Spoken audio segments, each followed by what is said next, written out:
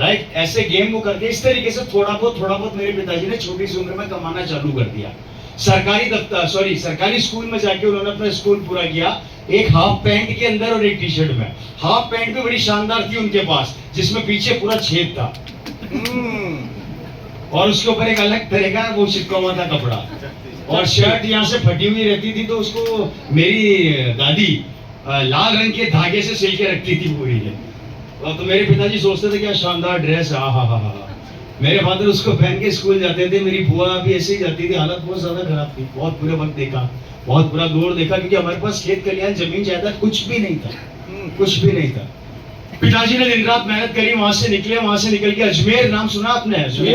अजमेर में कॉलेज है, पता करिएगा, डीएवी कॉलेज में मेरे फादर ने एडमिशन लिया, और एडमिशन लेके मेरे फादर ने शुरू के 1.5 साल प्राइवेट ढाबे के ऊपर कचौरी समोसे की दुकान में रहते थे। सुबह सर वो कॉलेज जाते थे, और कॉलेज से आने के बाद 1:30 बजे के आसपास कॉलेज से आके उस ढाबे पे लोगों को कचौरी पकड़ाते थे और टेबल साफ करते थे। वहां शुरू के 1.5 साल निकाले, और वहीं सोते थे उस ढाबे में। ढाबे के मालिक ने कह रखा था, भैया तेरे को यही रहना है, यही संभालना है, यही सोना है। तो पिताजी बोलते थे हाँ भगवान मिल गए, रहने की जगह मिल गई, और क्या चाहिए। 1.5 साल उन्होंने वैसे निकाला। आखिरी के 1.5 साल उनके बचपन का दोस्त जो उनके साथ पढ़ाता था, उसने बोला कि तू एक काम कर, मेरे साथ रूम शेयर कर ले। तो पिताजी बोलते थे रूम शेयर कर लूंगा पर किराया नहीं दे सकता। तो उसने बोला कोई बात नहीं, तो रूम शेयर कर ले। रूम शेयर कर लिया। जैसे जैसे पापा वहां आ गए, मेरे पापा थोड़ा पढ़ाई में बहुत ज्यादा इंटेलिजेंट थे। वो रात को 3-3, 4-4 बजे तक नींद नहीं आने की गोली खा के पढ़ाई करते थे।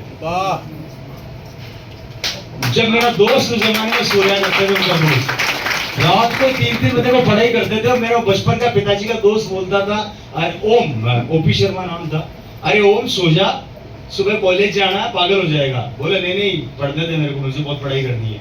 वो पूरी रात पढ़ाई किया करते थे। पिताजी कॉलेज से निकलते राजस्थान गवर्नमेंट में जॉइंट डायरेक्टर बन गए, इक्विवेलेंट टू आईएएस ऑफिसर। और मेरे फादर की 1 महीने की सैलरी उस जमाने में हो गई सीधी 25,000 रुपया महीना। 25,000 रुपया महीना सैलरी हो गई। सरकारी गाड़ी एम्बेसडर, गाड़ी के ऊपर लाल बत्ती, सरकारी बंगले में चपड़ासी के साथ, गाड़ी के साथ ड्राइवर, कोऑपरेटिव डिपार्टमेंट्स के हेड, किसी भी मील को बंद कर सकते थे और किसी भी मील को चालू कर सकते थे। एक झटके के अंदर एक मजदूर का बेटा ऐसी पोस्ट पे चला गया जिसकी कल्पना लोग कब सपनों में भी नहीं करते। उस जमाने का 25,000 रुपया आज के कम से कम 3 लाख 3.5 लाख के बराबर है बॉस। Right sir. पिताजी को नौकरी मिल गई, फादर की लाइफ स्टाइल टोटल बदल गई, एकदम से जिंदगी 180 डिग्री कौन से बदल गई। दादाजी हमारे चौड़ा नहीं हुआ, सीना चौड़ा हो गया कि मेरा बेटा आज ऑफिसर बन गया। वो अलग ही चला करते थे, वो जिस फाइल पे साइन कर देते थे वो फाइल ओके, उनकी परमिशन के बिना कोई उनसे मिल नहीं सकता था। वो रिपोर्ट करते थे सीधे सीएम हाउस, राजस्थान में सीएम हाउस में रिपोर्ट करते थे मेरे फादर। और लाल बत्ती की पावर तो आप जानते ही हो क्या होती है, किसी की औकात नहीं थी हाथ देने की। वो अक्सर घर पे आया करते थे और नौकरी करके, और मेरी मदर उनसे, मतलब वो हमेशा शांत रहते थे, तो मेरी मदर पूछती थी आप इतने शांत क्यों रहते हो। तो मेरे फादर बोला करते थे नौकरी में मजा नहीं आ रहा, कुछ और करना है, इससे भी बड़ा करना है। तो मेरे पापा ये बोलते, मेरी मदर बोलती थी पागल वागल हो गए हो क्या, अब क्या मिनिस्टर बनने का मूड है क्या। जब आपको इतनी शानदार नौकरी मिल गई तो अब इससे बड़ा क्या होता है। हेलो, है या नहीं, हो या नहीं। तो मेरे फादर बोलते मजा नहीं आया। मेरे फादर की एक लाइन जो हमने सुन ली थी बचपन में, वो आप लोग हमेशा अपने जहन में रखो। मेरे फादर बोलते थे उस जमाने में, हम छोटे थे, इतने छोटे थे कि इतने छोटे भी नहीं थे कि मतलब समझ में नहीं आता था, घर में कोई हलचल है बच्चा सब जानता है, राइट है। मैं भी उसमें स्कूल में था तो पता तो लगता रहता था क्या चल रहा है घर में। तो मेरे फादर अक्सर बोलते थे कि अगर ओपी शर्मा अपनी लाइफ के अंदर कचौरी बेच के 25,000 तक पहुंच सकता है, तो ये ओपी शर्मा 25 लाख भी कमा सकता है। कितनी बड़ी बात है। अच्छा, आप मेरा एक सवाल आप लोगों से, आप में से कोई महीने का 20,000 कमा रहा, कभी 2 लाख की प्लानिंग करी? आप कोई 50,000 कमा रहा, 5 लाख की प्लानिंग करी? आप में से यहाँ बैठे कई लोग महीने का 1 लाख रुपया कमा रहे, 10 लाख की प्लानिंग करी? क्यों? क्या आपकी काबिलियत पे भरोसा नहीं है?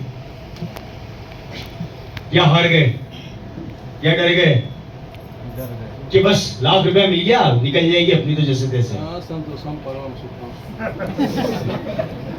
इस सुख की वजह से तो हमारे बच्चों को समझौता करना पड़ता है सर, क्योंकि आप तो सुख देख रहे हैं। क्योंकि घी का भाव एक जमाने में 2 रुपए का हुआ करता था, आज वो घी 5,000 में भी नहीं मिलता। एक जमाने में 150 रुपए का सिलेंडर आया करता था, आज 1,000 रुपए से कम नहीं है और ये 2,000 का हो जाएगा। पर इनकम कैसे बढ़ाओगे? इसलिए सुख कहाँ बचा है? सुख तो वहां पर होता है जहाँ खर्चे कम और इनकम ज्यादा हो। अब तो उल्टा हो गया, खर्चे ज्यादा हो गए, इनकम कम हो गई, तो सुख नाम की परिभाषा ही खत्म हो गई है। और इंडियन रेशियो बोलता है, डॉक्टर भी बोलने लग गया है। एक जमाने के अंदर बीपी हुआ करता था 120/80 नॉर्मल, अब डॉक्टर बोलता है बीपी 140/90 नॉर्मल हो गया है। पूछ लेना जाके। तो सुख का बचा।